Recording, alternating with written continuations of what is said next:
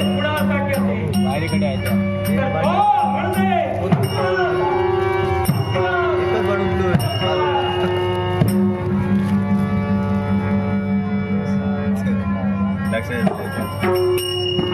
अगदी कुशलतेने बनवलेला हा दुसरा वाण.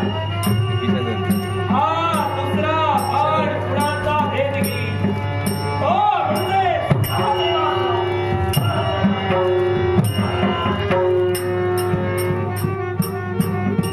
हा तिसरा वाण. तो म्हणजे गणेश. तो गणाधर.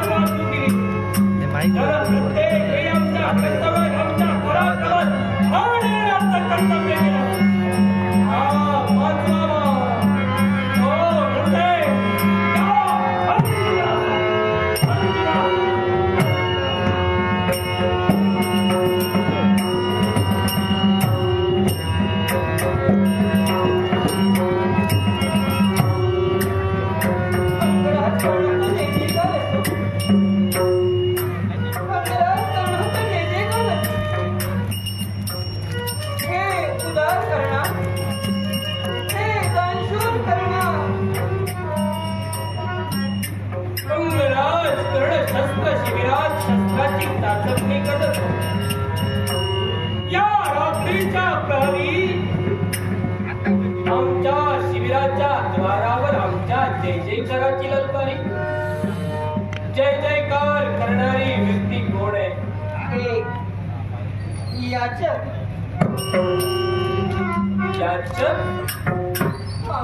यावेळी अवेळी मग याचकाची काय इच्छा आहे? हे कर्णा, मला वचन देऊन सांग की तुझी इच्छा पूर्ण होईल म्हणून. हे याचका, अंगराज कर्ण बोलतो तसा चालतो. अंगराज कर्णाच्या मुखातून निघणारा शब्द म्हणजे धनुष्यातून सुटलेला बाण हो. तो पुन्हा माघार येणार नाही. चिंता मुळीच करू नकोस. काय हवं ते सांग. कर्णा, माझं मन भीतीनं भित्र बनलंय रे. आणि म्हणूनच मला वचन देऊन सांग तुझी असेल ती इच्छा पूर्ण होईल म्हणून. मित्र्या मनाच्या समाधानासाठी याचकाला वचन. अंगराज दानाचा इच्छा पूर्ण करे, पूर्ण करे. मग हे कर्णा, सांप्रत काय करतोयस तू? मी पंच पांडवांच्या हातासाठी त्या 5 मुहूर्ताचा नामशेष करण्यासाठी अगदी कुशलतेने 5 बाण बनविले. त्या बाणांची चाचपणी करतो. मग तेच 5 बाण पाहायचे आहेत मला.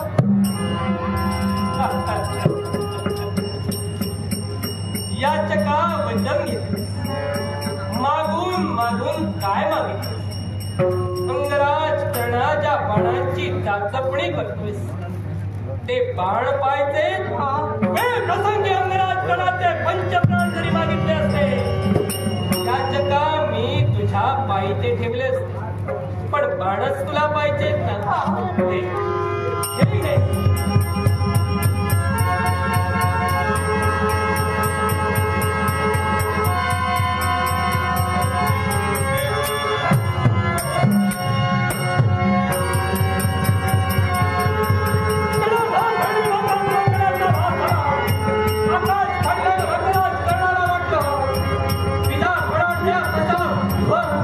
तसा हवी आमच्या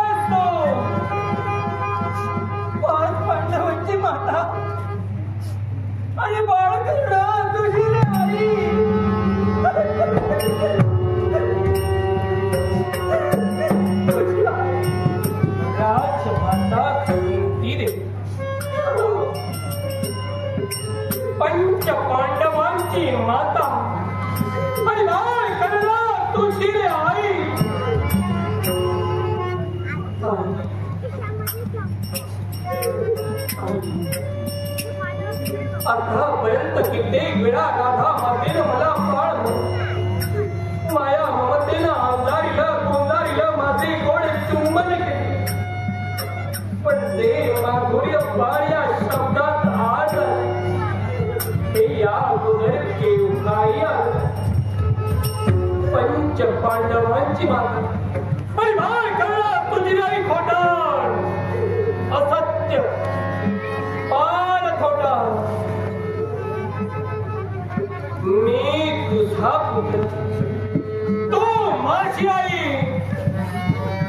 मी तुझा पुत्र तो कसा बघा हे पाठ तू माझा पुत्र कसा हे तुला ऐकायचं आहे ना. बघाय यदुवंशीय सुरसेन महाराज यांची मी कन्या. नाव माझं प्रोता.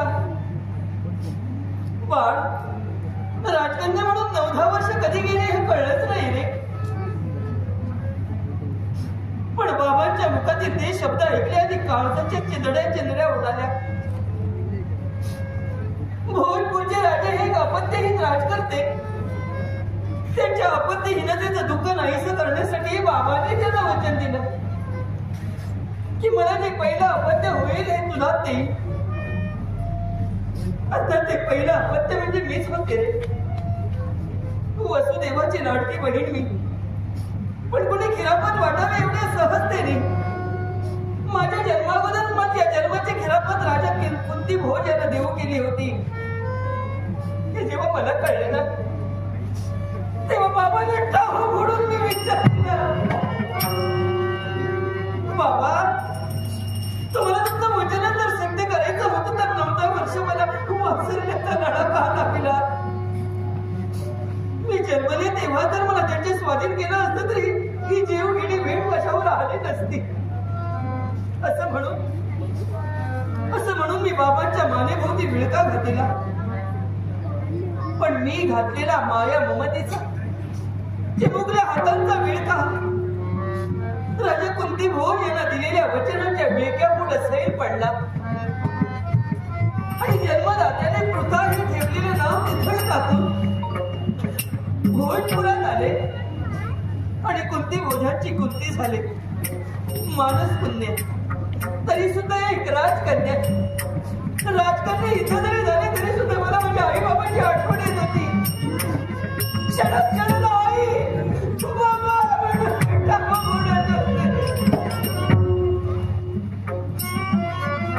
पण इथं माझ्या हाक ऐकायला मी दावा म्हणत होते ते ऐकायला इथं माझी आजी इथं माझे बाप होते. इथं कोणी गेलं होतं.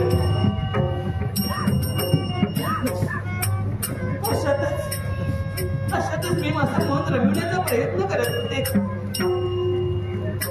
आणि मन रमत असताना एके दिवशी दुर्वास महामुनीचा तिथं आगमन झाला. दुर्वास महामुनीच्या मनात देवतांबद्दल चीड निर्माण झाली होती. कारण कर्म यज्ञाने मानवाला देवतांना संतुष्ट करावं आणि श्रेष्ठत्वाच्या श्रेयापासून मानवाने सदैव वंचित राहावं हेच मुळे दुर्वास महामुनीला आवडत नव्हतं, पटत नव्हतं, सहज होत नव्हतं. आणि म्हणूनच देवाचं तेजस्सारखा मानवामध्ये मानवाचं उन्नयन करावं. तात्पर्य एकच देवाचं उन्मत्तपणा नाहीसा करून मानवाला देवाप्रमाणे उच्चतम पातळीवर विराजित करावं. आणि यासाठी माझ्या बाळा त्याला एक अनुष्ठान करायचं होतं रे. पण त्यानं हे अनुष्ठान करत असताना कुणीतरी त्याची सेवा करायला मानवातीलच हवी होती. आणि म्हणून ते भोजपुरात आले होते. पण दुर्वास महामुनीचा कोप सगळ्यांना माहीत होता. त्याची सेवा करायला कोण तयार होणार. त्याची सेवा करत असताना चुकून जरी काहीतरी घडलं, नकळतपणे एखादा अपराध घडला तरी सुद्धा जाणून भस्म करतील किंवा शापानं दग्ध करतील हे माहीत होतं. पण काय घडलं पाहिजे कुंती भोज यांनी माझ्या बाबांना सांगून आणलेलं होतं. कारण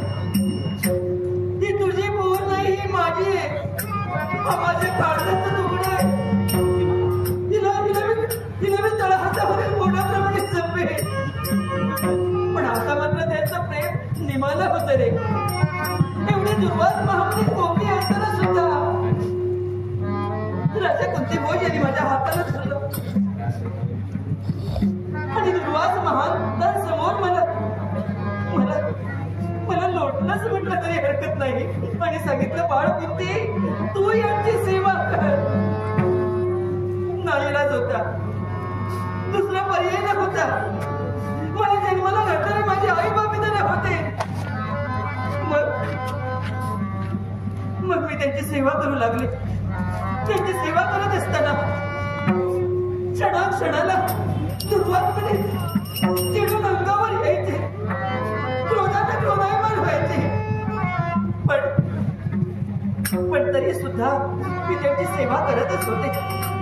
अशातच ती दुर्लभ संधी मी सुलभरित्या पार पाडली आणि दुर्वास महामुनींचं ते अनुष्ठान पूर्ण झालं. अति उत्साहात ते हसत हसत म्हणाले, मया तिथं बसा म्हणून खदखदा हसू लागले. आणि मला त्या अनुष्ठानातून मिळालेलं ते वरदान, तो मंत्र त्यांनी मला दिला आणि सांगितलं, बाळ कुंती, तारुण्य झाल्यावर योग्य वेळी याचा उपयोग कर. महान वीरांचं तुला मातृत्व लाभेल असं म्हणून ते ताड दिशे निघूनही गेले.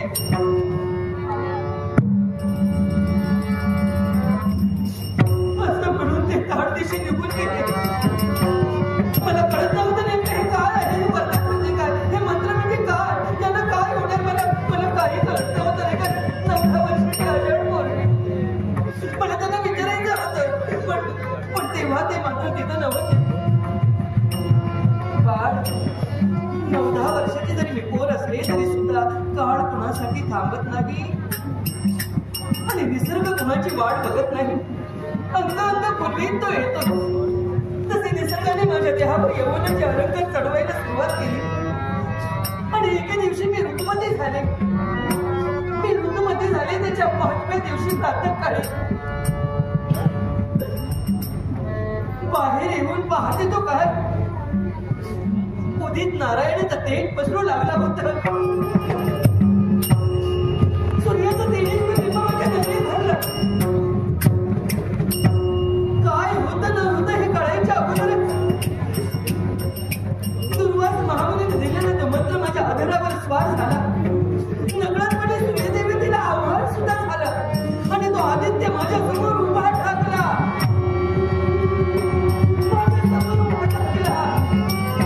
आणि तो सूर्यनारायण माझ्या समोर बाहू पसरून पुढे पुढे यायला लागला.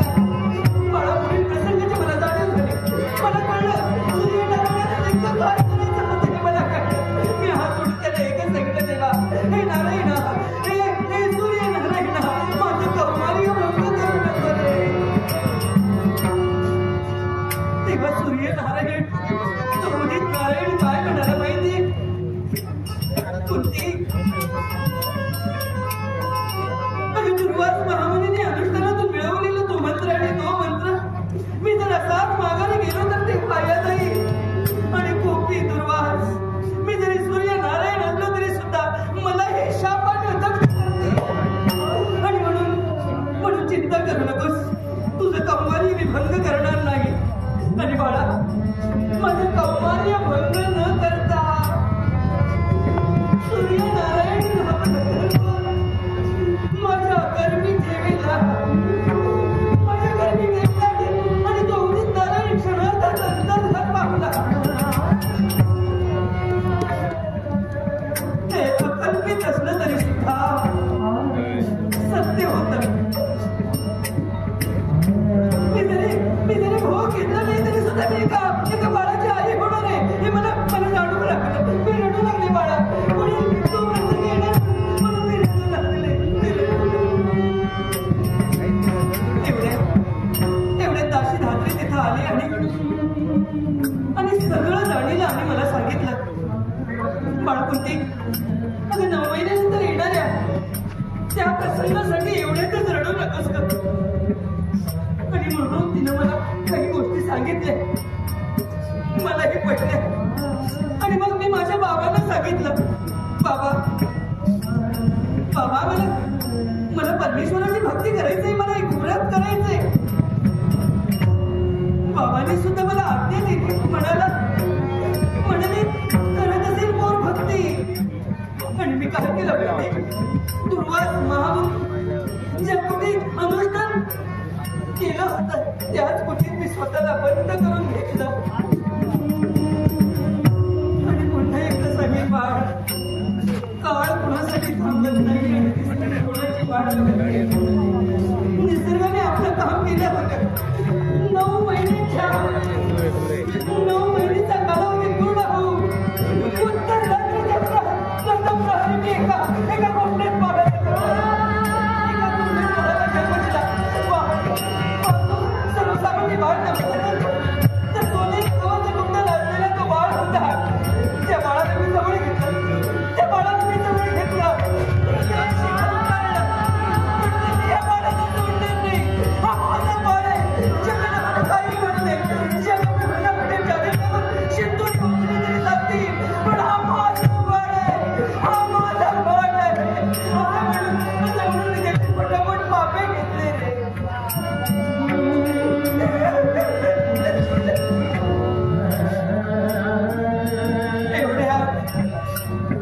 एवढ्या ताशी धावरी आली आणि सामाजिक आवाजच्या अभिशापाची मला जाणीव करून दिली. बाबांच्या उज्ज्वल कीर्तीची धमक कीर्तीची मला जाणीव करून दिली. आणि अगोदर ठरल्याप्रमाणे ती चंदनाची पेटी घेऊन आली आणि त्या पहाडाला वस्त्राला गुंडाळून त्यात बंद केलं. आणि आम्ही अश्व नदीच्या दिशेने चालू लागलो. रात्रीची वेळ होती. संपूर्ण अंधार होता. काही क्षणानंतर विजा सुद्धा असं निर्माण व्हायला लागलं.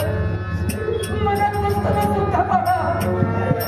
मनात नसताना सुद्धा अश्व नदीच्या दिशेने आम्ही जात होतो. समोर पाहिलं अश्व नदी आली आणि त्या पाण्याच्या प्रवाहात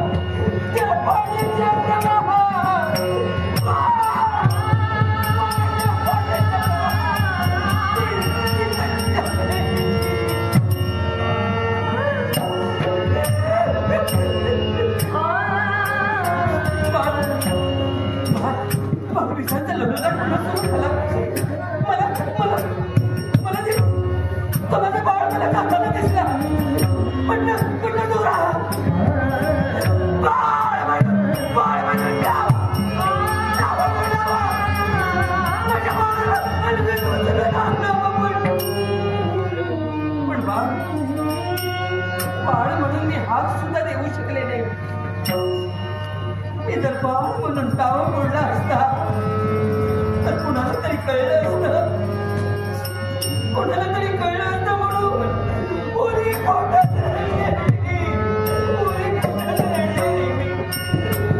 ते सुवर्ण गांधीसारखं पहा. सोन्याची कवच कुणाला असलेला पहा. तो बाळ म्हणजे तो होता. तू राजली नाही. तू राजली नसून तू कमजोर आहे. बाळ तू शुद्ध पुत्र नसून तू सूर्यपुत्र आहे.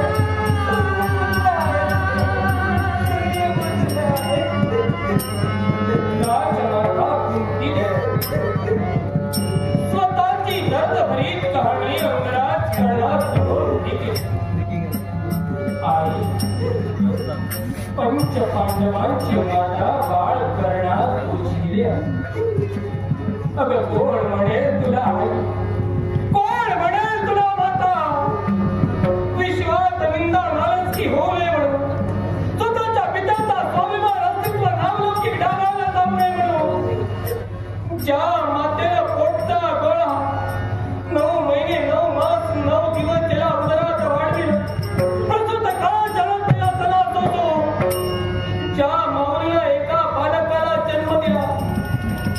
जनतेच्या या जनमानसात उमटणाऱ्या पडसादामुळे त्या मातेला स्वतःच्या पोटचा गोळा अश्वनदीत सोडला. माझे साल मी जर का तुझा पुत्र मग वयाच्या अवघ्या 14व्या वर्षी राधा मातेचा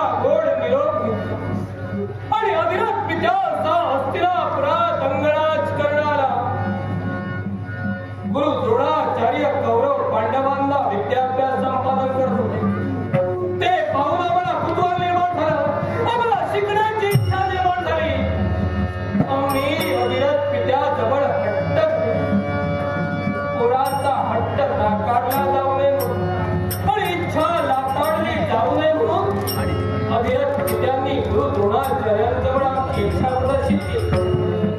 त्यावेळी गुरु द्रोणाचार्यांच्या मुखातून निघालेले शब्द, मी गुरु तो जातिवंत क्षत्रियाचा, अश्वाचा खराड्या काढणाऱ्या पुत्राचा विजू नव्हे. मग तेव्हा का बोलली नाहीस? तुझं मन तुझ्या भावना मला कळता येते. तुझं मन तुझ्या मनातील राखा सगळं काही माझ्या एखादी येते.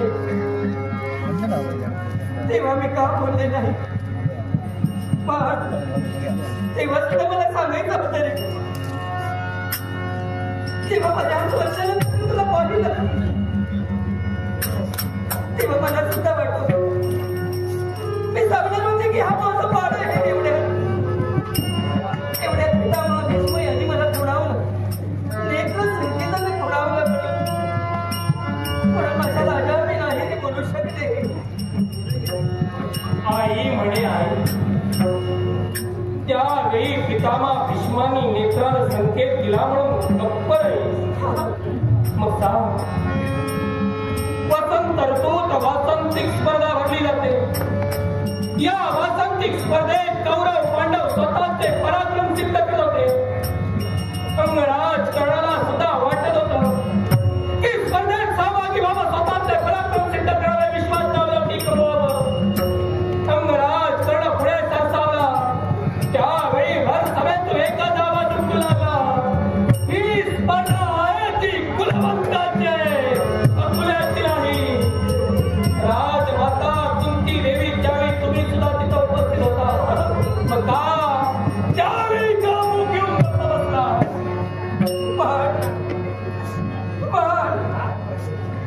पण तेव्हा सुद्धा तेव्हा तुला अपमान होत होता. सर्वजण तुला सूतपुत्र म्हणून हिडवत होते. तेव्हा राज लढत तिथं असं नसतं झाल्या होत्या. मला तुला अपमान सहन झाला नाही. मी उठून उभी राहिले आणि मी सांगणार होते की हा माझा बाळ आहे, हा माझा कर्ण आहे. एवढ्या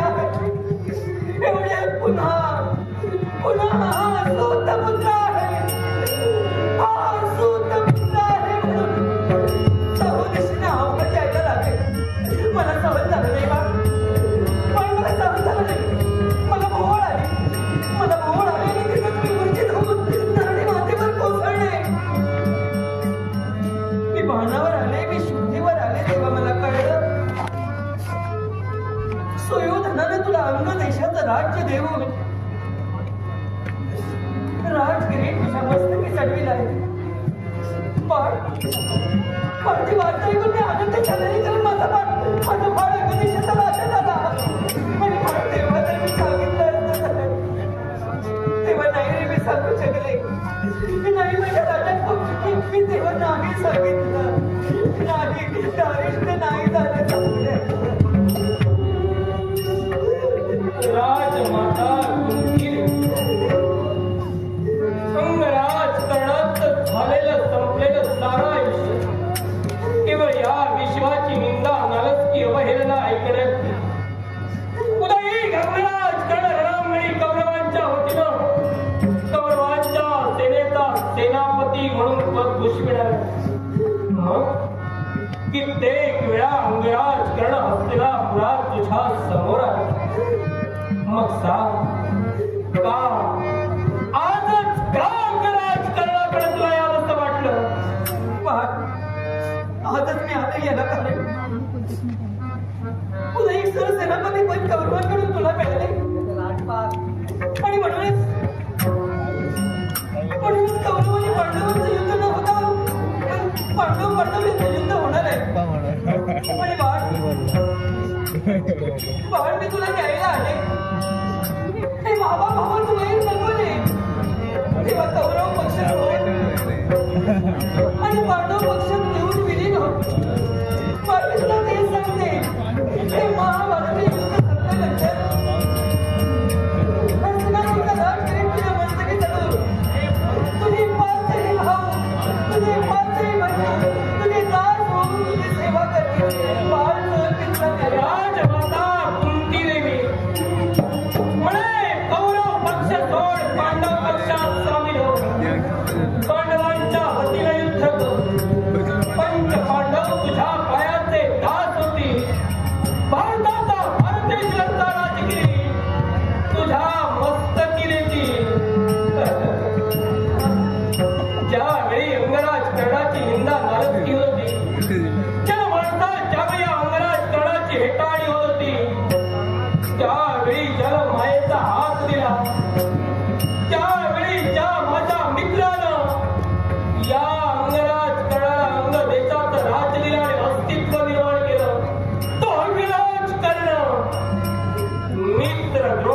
सेवाही करणार नाही. तू जाऊ शकतेस.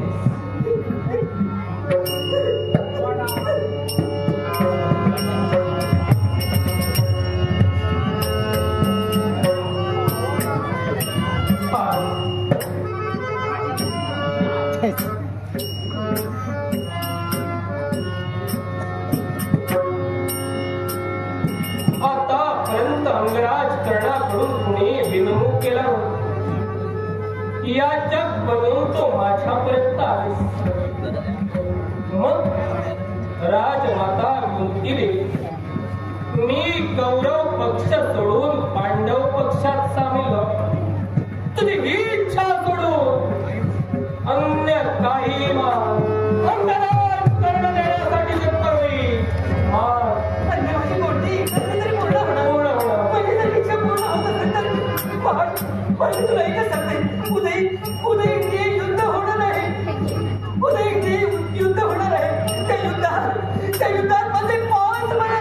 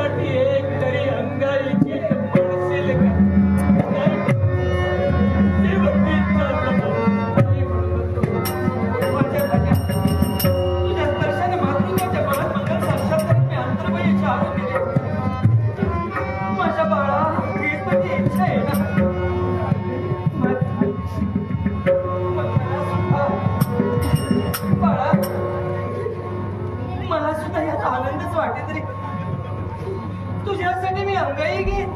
हो बाळा, निश्चितच हा तुझा स्पर्श मला सुखावा वाटतोय. तुझ्यासाठी अंगाई अंगाई गाऊन मी